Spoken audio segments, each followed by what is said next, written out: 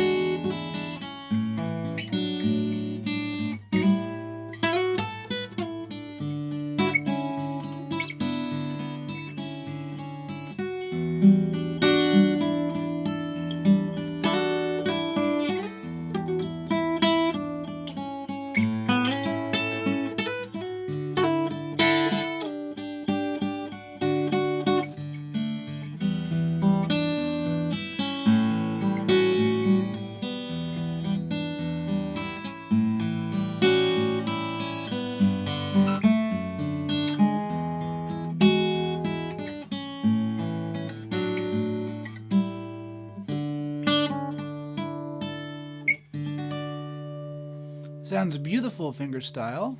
Beautiful, beautiful, beautiful. And let's hear it with a pick as well.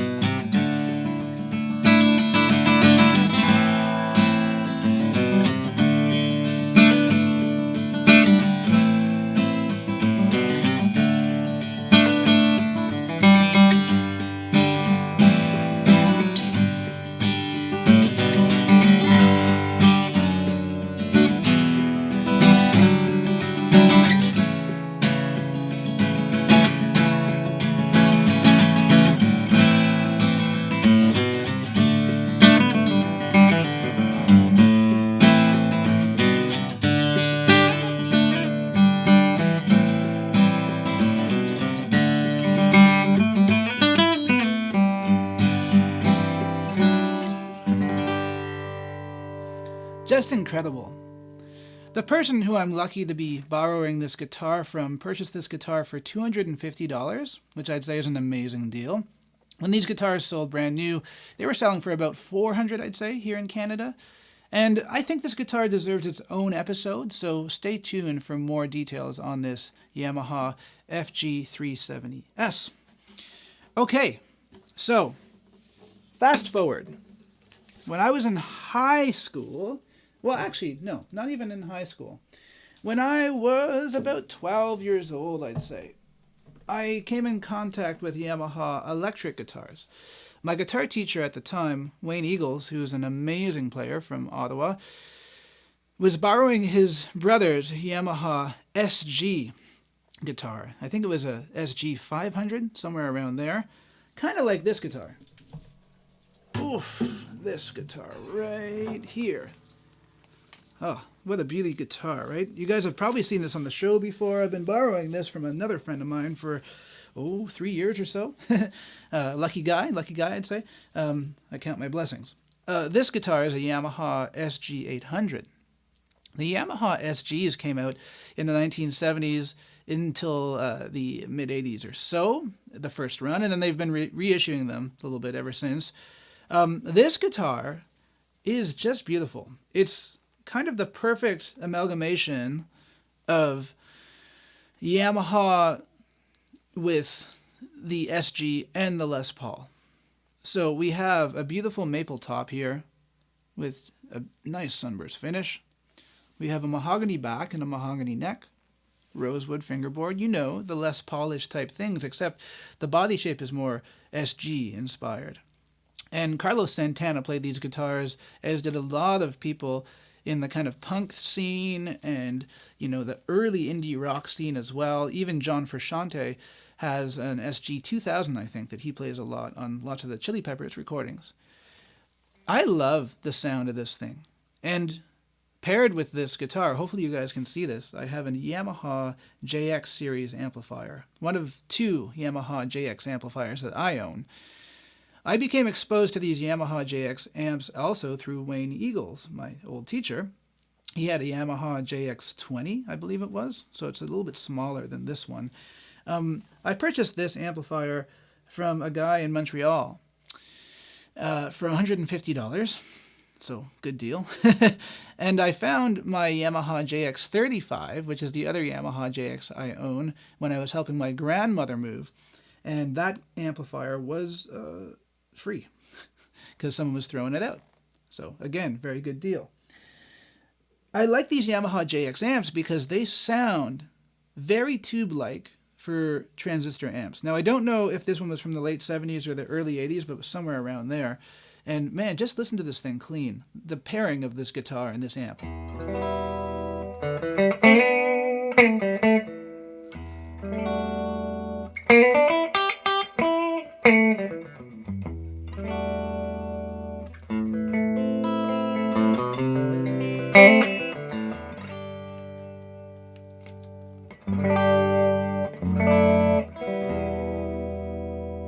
Here's the neck pickup.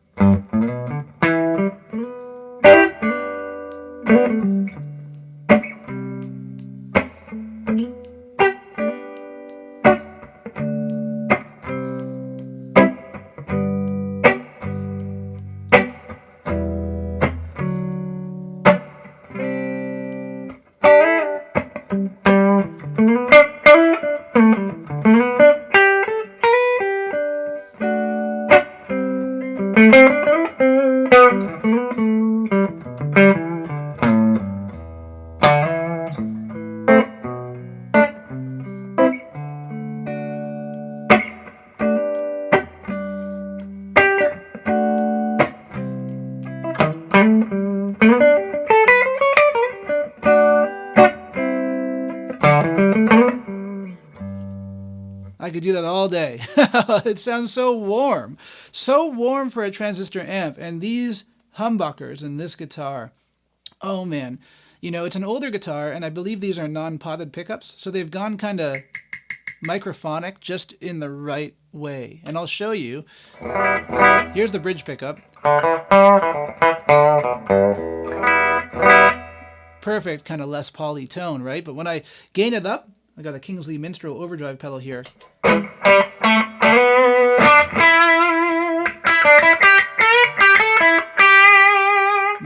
beautiful mid-range content.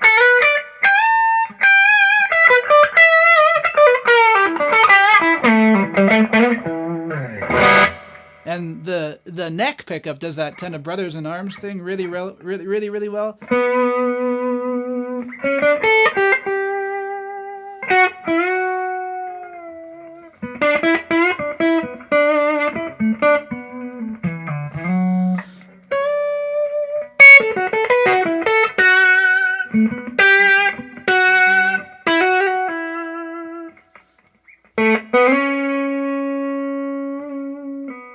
The harmonics coming off this pickup, even at bedroom volumes. Oh, man.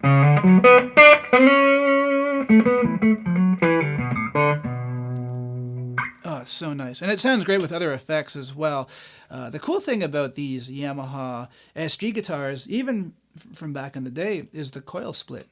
It's got a good usable coil split. Here's the neck pickup. I'm just going to add some trem.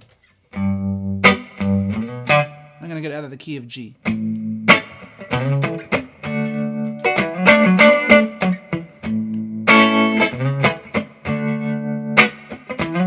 Bridge pickup.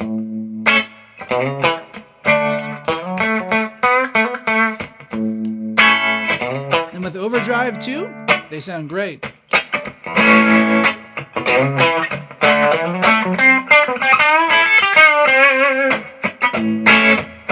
Neck pickup again.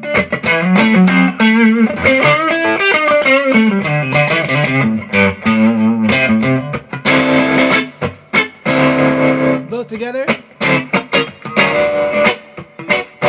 I'm going to add a little bit of phaser.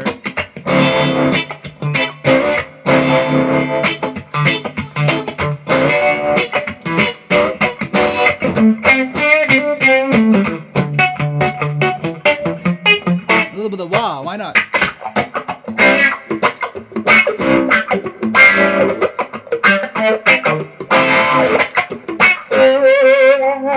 Back to humbucker mode.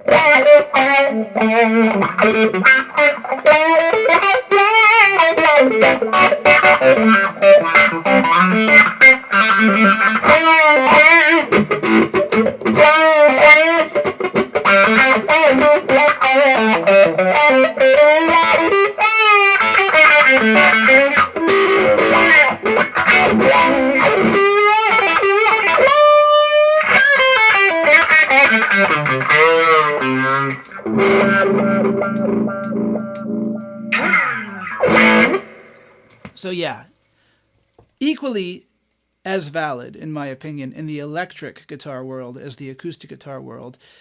And I've got to say, I'm really excited and eager to hopefully get my hands on one of the newer Yamaha Revstars. I'm trying to find a way to borrow one, or, you know, maybe get to a shop and try one out on the channel for you guys, because I have heard amazing things about those guitars too. So don't forget to let me know in the comment section down below what your experience has been like with Yamaha guitars. What's your love affair with Yamaha like? Tell me about your history with Yamaha and what Yamaha means to you as a player. That's about it for this week. Don't forget to like, share, subscribe. Thanks so much for watching. We'll see you guys on the next episode of Guitar Tone Tuesday.